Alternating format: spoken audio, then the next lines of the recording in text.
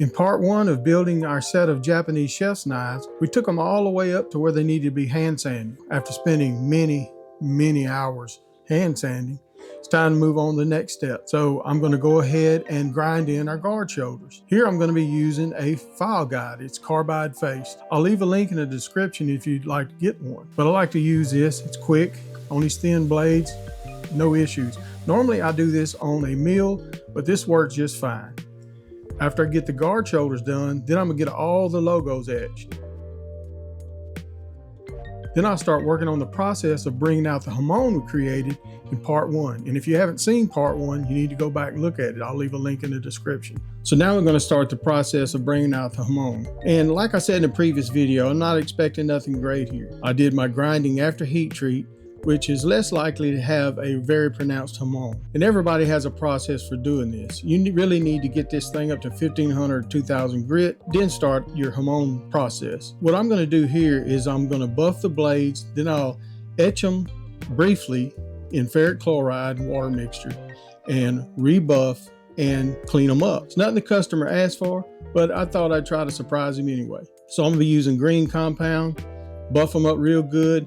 Then I want to clean all of that buffing compound off of them before I do any etching. You got to make sure that's all off because it will resist the etch. I use a degreaser to clean them off, acetone or something like that. And we'll see what we come up with. Let me know in the comments how you produce a great hamon and what's your process.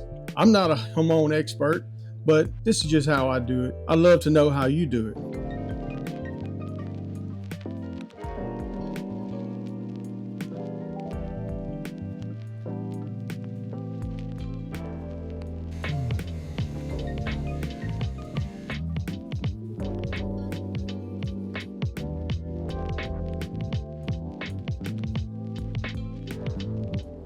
So kind of as expected, the hamons didn't come out very well. You could see them, just not very good. So they're not highly polished, and I ground after heat treat instead of grinding, put my clay on, and then doing the quench. Also, my clay was a little thin.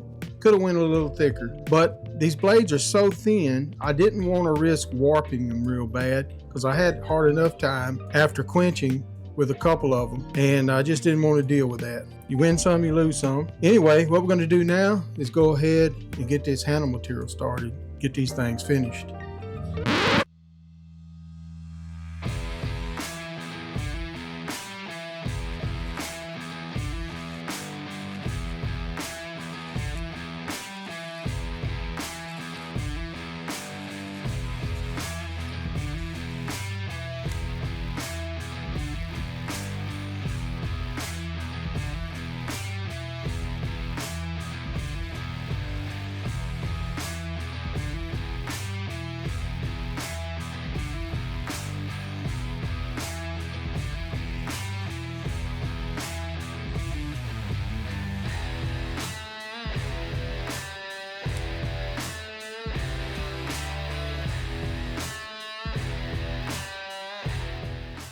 So now I'm ready to cut the slots in the face of the bolsters. Problem is, I don't have any end mills. They'll be here Wednesday, but I'm gonna have to do this the old fashioned way because I can't stop. So that means I'm gonna be drilling holes and connecting the holes with a file. Fun.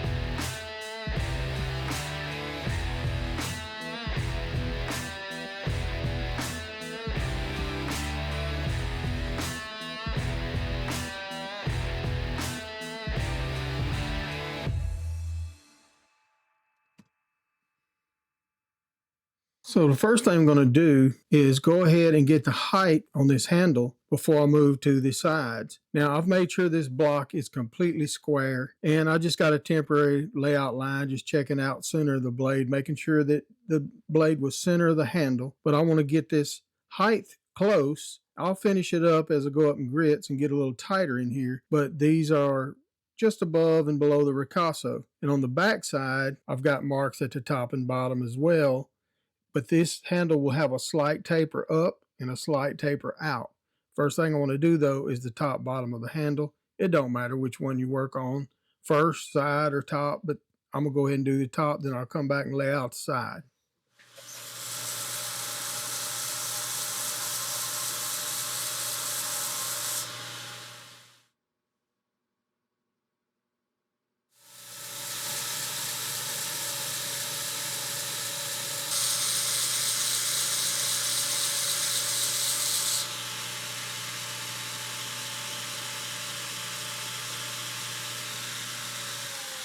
Okay, now we can go ahead and lay out to sculpt our octagon shape. Got it tapered this way and slightly this way. It's about 1/8 of an inch taller this way. First thing I'm going to do is mark a center line. It's all the way around the blade. I'm right in the center of the tang. Oops, don't let it tilt. And it's coming out real good. So we got a good straight handle. Then I will lay out some marks for our octagon. I'm just going to draw some lines here. They're more reference than anything, so I know where I'm at. I'll do most of this stuff by eye anyway. Everybody does it a certain way, and I don't think there's no right or wrong way, but whatever works for you, that's what I would do.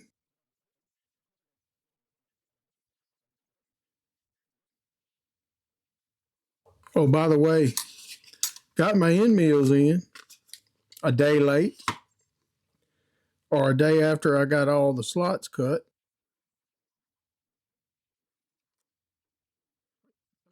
Time to go grind them.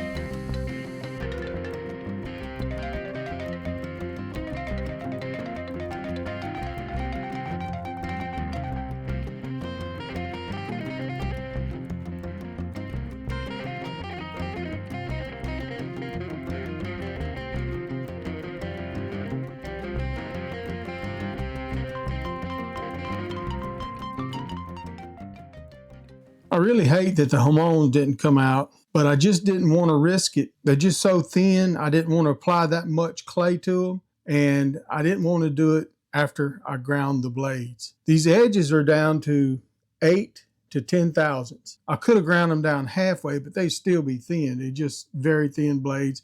I didn't want to risk it. So what I did is I just sat and finished them up to 600. I had them hand sanded up to 800 doing the hamon process, but you can see it, but not that great. So I just brought it down to 600 satin. So I hope you enjoy this video. I've got a few shots for you here to see, and we'll see you on the next one.